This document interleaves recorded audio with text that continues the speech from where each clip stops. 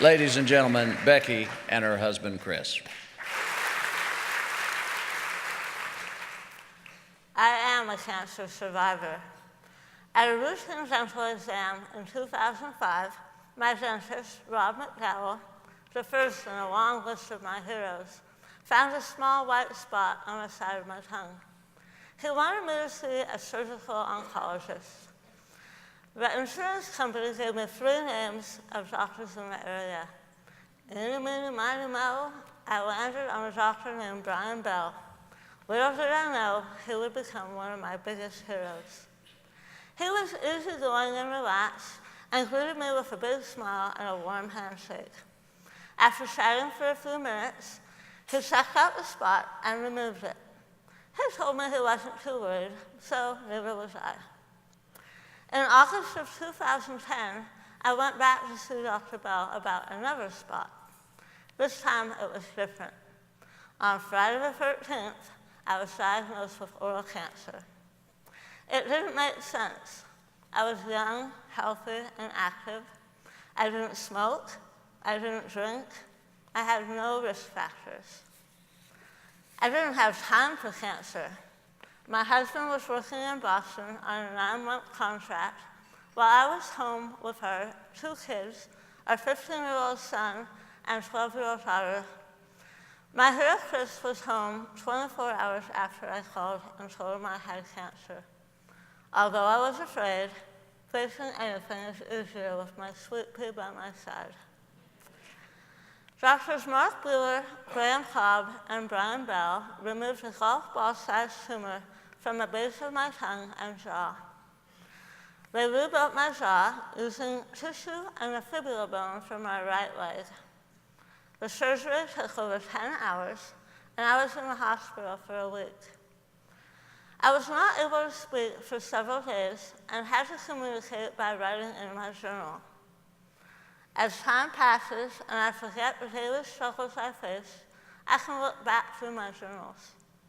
Feelings of despair and feelings of hope, triumphs as well as setbacks, even funny moments I don't ever want to forget. One day, Dr. Bell asked me about my pain level. My mouth doesn't really bother me at all, I wrote. It's all leg pain. Dr. Bell's reply, that's because eyes is your mouth and Bueller's is your leg.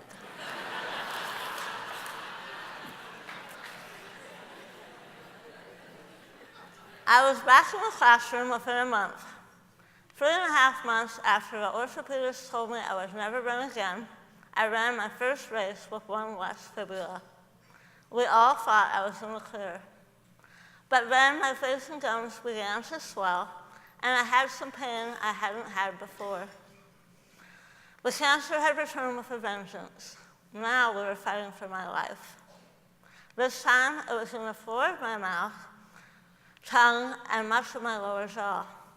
My team of heroes, led by Dr. Bell, was reassembled.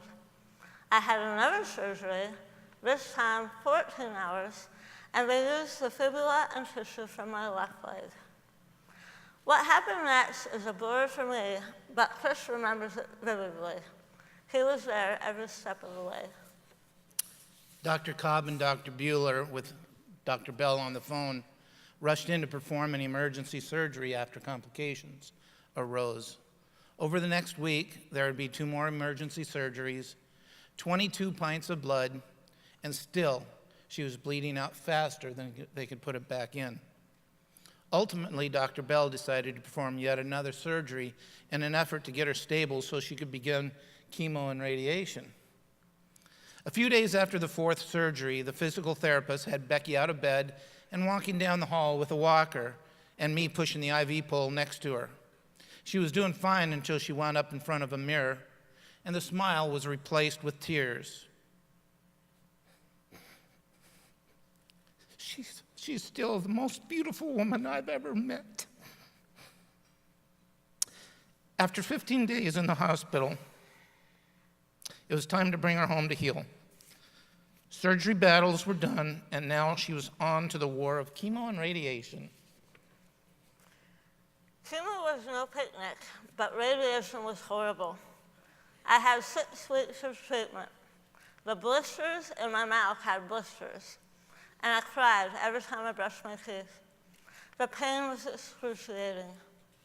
Even with the feeding tube, I continued to lose weight.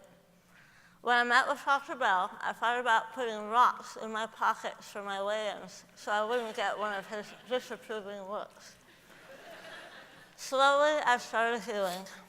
I returned to the classroom and started running again, this time without a fibula in either leg. After nearly a year without my bottom teeth, I met my tooth fairy hero. Dr. Larry Over gave me a new smile. Not only does my partial denture help keep my lip from caving in, it helps me with eating, drinking, and speaking. My teeth have given me more confidence in everyday life. Some of my heroes started out as therapists and caregivers, but have become lifelong friends. My speech pathologist, Trinity, taught me how to speak and eat again. My home health nurse, Anne, came to the house to check on me and my family. My physical therapist, Bridget, helped me get back on running trails. And Dan, the PT man, spent many hours working on my broken and battered body. He believed in me when I told him I would run again, no matter what the doctors said. I am so grateful that the money raised here tonight will support these types of patient care and therapy programs and centralize them all in one place. They are so important to patients like me. 2 years ago, I ran the Sylvia Allen Marathon with Chris by my side on his bike. It was my second marathon ever.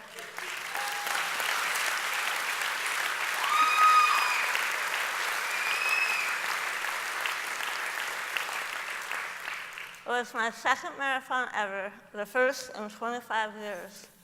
Not only did I finish, I ran almost 30 minutes faster than I had in 1992.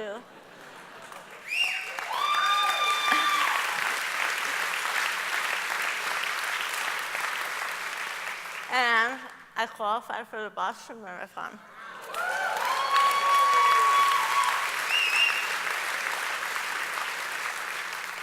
Although it wasn't an official category, I believe I won the fabulous division. The statistics say I shouldn't be alive today.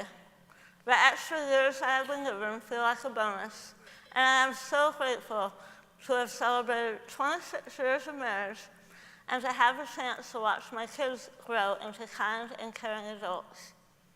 Unfortunately, my journey with cancer isn't over yet. When Dr. Bell put the plate in my jaw 7 years ago, we knew it was only a temporary fix. Replacing it would require traveling to Seattle for a 2-week stay in a strange hospital with a different doctor. Dr. Bell did not have the staff or resources to perform the surgery at Providence. Well, last year the plate broke, and I am facing another life-altering surgery. Dr. Bell recently told me that because of the growth of Providence Cancer Institute, he now has what he needs to perform a surgery here in Portland.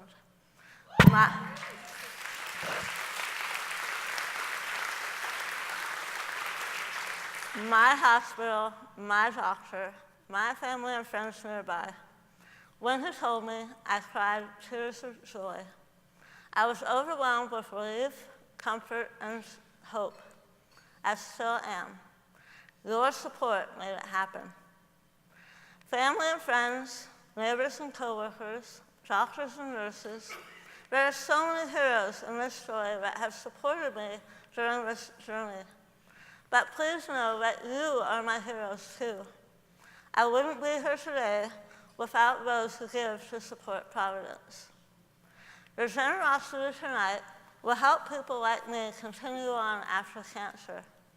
People whose lives were changed by cancer, not taken. People who know there is life after cancer and who are ready to live it. Thank you.